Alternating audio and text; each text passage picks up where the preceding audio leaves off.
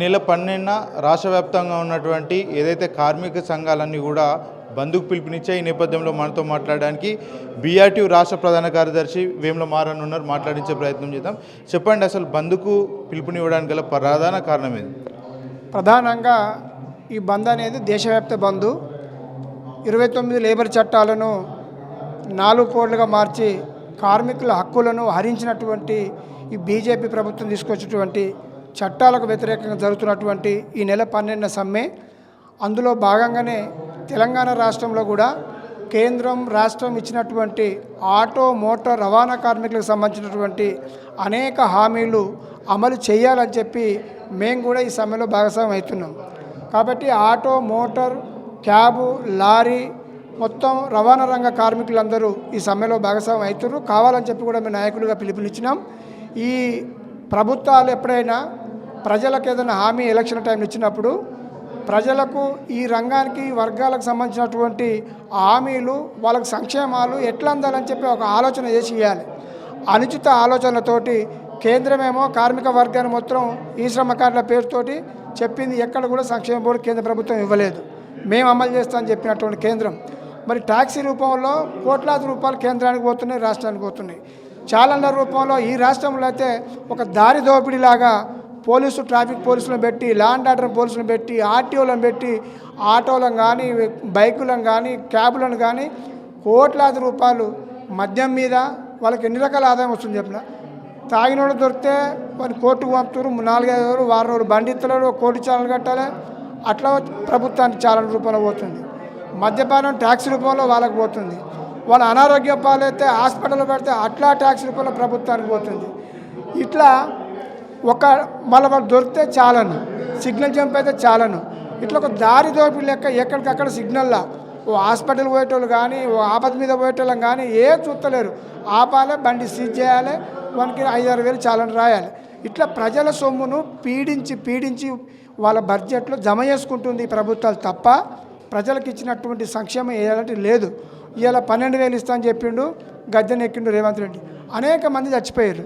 చచ్చిపోయిన వాళ్ళకు ఏ కుటుంబానికి కూడా ఏమి ఇచ్చిండని ఇప్పటిదాకా రికార్డు లేదు, ఎక్కడ చెప్పలేదు. అంటే పలు సందర్భాల్లో మీరు కూడా మాకు సంక్షేమ బోర్డు ఏర్పాటు చేయాలంటూ కూడా ప్రభుత్వాన్ని డిమాండ్ చేశారు. ఈ విషయాన్ని ప్రభుత్వం ఎందుకు రిసీవ్ చేసుకోలేకపోతుంది? అదే చెప్తున్నా, ప్రభుత్వానికి ప్రతి విషయం మీద ఇంటెలిజెన్సీ, ఎస్బీ, వాళ్ళకి పోలీస్ డిపార్ట్మెంట్ ఎక్కడ ఏం జరుగుతుంది అనేది ముఖ్యమంత్రి తెలుస్తుంది. మరి మేము 2.5 సంవత్సరాలుగా ఇన్ని ఆందోళనలు, ఇన్ని కార్యక్రమాలు చేస్తున్నా అదొక రాజకీయంగానే కొట్టేసిండు తప్ప అయ్యో నేను హామీ ఇచ్చినా నిజమే, మరి వాళ్ళకి ఇవ్వాలి కదా అనే సో ఎందుకు లేదు. ఇలా మంత్రులు ఏమంటారు, డబ్బులే పోయి 7 తెచ్చేయాలి. మరి 7 తెచ్చాను తెలంగాణ ఎందుకు హామీ ఇచ్చినావు? పోనీ హామీ ఇచ్చినావు, మా ఉన్న ఉపాధి తీసేసినావు కదా. ఇది మేము ప్రభుత్వాన్ని డిమాండ్ చేస్తున్నాం. వయసు నిండినటువంటి ఆటో కార్మికులకు పెన్షన్స్ కూడా ఇస్తామని గతంలో కాంగ్రెస్ పార్టీ చెప్పింది. పెన్షన్ దేవుడు ఎరుగు. ఇప్పుడు ఉన్నదే పోయి ఆత్మహత్యలు చేసుకుంటున్నారు. 12,000 ఎక్కడ పోయే, సంక్షేమ బోర్డు ఎక్కడ పోయే, నిత్యావసర సరుకులు ధరలు పెరిగినాయి, మరి మీటర్ రేట్లు ఎక్కడ పోయే, మరి పింఛన్ ఎక్కడ పోయే. ఇట్లా మాకు ఇచ్చినటువంటి హామీలు మేము అడుక్కోవాల్సిన అవసరం ఉంది. ఫైనాన్సర్ల మీద చర్యలే, విపరీతమైన ఫైనాన్సర్లు అధిక వడ్డీ లేచి ఒక ఆటో సీజ్ చేస్తే 5,000 వసూలు చేస్తుండ్రు. వాళ్ళ మీద క్రిమినల్ కేసులు బుక్ చేస్తున్నారు పోలీసులు. మేము ఎన్ని డిమాండ్లు పెట్టి ఎంత అర్చికి ఒక పెట్టినా అది సివిల్ మ్యాటర్ పోయి మా దగ్గర రాదంటున్నారు.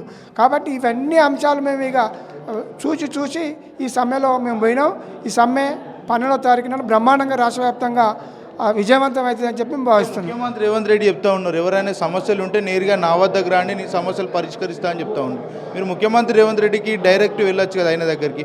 ఎందుకు ఇట్లా ధర్నాలు కావచ్చు, రాస్తారోకోలు కావచ్చు, పోరాటాలు కావచ్చు, ఎందుకు అనుకోవచ్చు? ఇప్పుడు మీరు చెప్పిన మాట, ముఖ్యమంత్రి ప్రజలకు అందుబాటులో ఉంటా, ప్రగతి భవన్లు ఉంటా అని చెప్పిండు. ఉన్నాడా ప్రగతి భవన్లో? 7 గంటలకు ప్రజా దర్బారు పెడుతుండా? వచ్చిండా ముఖ్యమంత్రి అయిన కాంచాలి ఒక్కరోజన్నా? అది డిప్యూటీ సీఎంకి పెట్టిండు, వదిలేసిండు. ఎడగలుగుతాడు మాకు? హోంశాఖ మంత్రి ఉండా? అసలు భారతదేశ చరిత్రలో ఒక క్యాబినెట్లో హోం మంత్రి లేకుండా 2.5 సంవత్సరాలు అసలు ఈ ఉమ్మడి రాష్ట్రంలో కానీ, తెలంగాణ వచ్చిన కాంచాలు కానీ, దేశంలో కానీ ఎక్కడైనా ఉందో లేదో నాకైతే అర్థమవుతలేదు.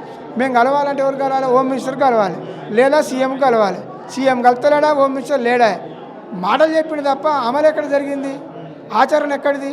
అది లేకనేగా మాకు ఈ రోడ్లు ఎక్కిన పరిస్థితి వచ్చింది. మరి ఇన్నిసార్లు సమ్మెలు చేసినాం, ఇన్నిసార్లు నిరసనలు చేసినాం, ఏ ఒక్క రోజున మనం పిలిచిండా అంటే ఆయనకు ప్రేమ లేదు. మాకు సాయం చేయాలనో, సాయం కాదు మా హక్కు అది. నువ్వు ప్రజాస్వామ్యబద్ధంగా ఎలక్షన్ల కమిషన్ బద్ధంగా నువ్వు మేనిఫెస్టోలో పెట్టి మాకు ఇస్తాను హామీ ఇచ్చినావు. నువ్వు ఇచ్చిన హామీ మా హక్కుగా భావించి మేము అడుగుతున్నాం. మా హక్కును హరించినావు, మాకు ఇస్తలేవు, నువ్వు చెప్పింది చేస్తలేవు. ఉల్టా మా మీద చాలన రూపంలో మాకు లక్షల రూపాయలు, కోట్ల రూపాయలు ఇలా మా దగ్గర నుంచి నీ ప్రభుత్వం జమ చేసుకుంటున్నావు తప్ప మాకు ఇచ్చింది లేదు రూపాయి. కాలంలో రేవంత్ రెడ్డి కూడా కామెంట్స్ చేసారు, ఆటోమేటిక్గా డబ్బులు కట్ చేయాలి, చలాన్ కట్ చేయాలంటూ కూడా వ్యాఖ్యలు చేసారు. దాన్ని ఎట్లా చూస్తారు? ఎందుకంటే ఆటో కార్మికులంతా రోడ్ల మీద రెగ్యులర్గా ఉంటుంటారు కదా. అదే చెప్పిన ఇప్పటిదాకానేమో ఏదో దారి దోపిడీ చేసినట్టు పోలీసులు పెట్టి చాలా రూపాయలు వసూలు చేసిండు. బ్యాంక్ అకౌంట్ చేయడం అనేది అది డైరెక్ట్ జోలకలు గుంజుకున్నట్టే. బ్యాంక్ అకౌంట్ చేయడం అనేది దారుణం. అది ఇప్పుడు చేస్తాను ఒక ముఖ్యమంత్రి ప్రకటించడం ఇంకా దారుణం. ఇప్పుడు ఆటో డ్రైవర్ల దగ్గర బ్యాంకులో అకౌంట్ డబ్బులే ఉండేవి, లేకనే రోజు నిత్యం ఇబ్బంది పడుకుంటే బతరాళ్ళు. అకౌంట్లో ఏముంటే డబ్బులు అంటే ప్రజల్ని ఎట్లా దోసుకోవాలో అధికారులకు చెప్తుండే తప్ప ప్రజలకు మనం ఏమి ఇద్దామనే దాని మీద చర్చ లేదు. కాబట్టి సమ్మె చేస్తున్నాం మేము. కేంద్ర ప్రభుత్వాలు ఇలాంటి కార్మిక వ్యతిరేక చట్టాలు తెచ్చినప్పుడు రాష్ట్ర ప్రభుత్వాలు ఎందుకు దాన్ని అడ్డుకట్ట వేయట్లేదు, దాన్ని ఎందుకు వ్యతిరేకించట్లేదు? కేంద్ర ప్రభుత్వము శారది వెబ్సైట్ తీసుకొచ్చింది. గతంలో 2019 నుంచి ఈ చట్టం దేనికి ప్రయత్నం చేస్తే అప్పుడున్నటువంటి కేసీఆర్ గారు దీన్ని అమలు చేయలే. కేంద్రం అనేది అన్ని రాష్ట్రాలకు వాళ్ళు గైడ్లైన్స్ పంపుతారు, అది అమలు చేస్తా లేదా ఆ రాష్ట్రంలో పరిస్థితిని బట్టి అమలు చేసుకొని చెప్తుంది.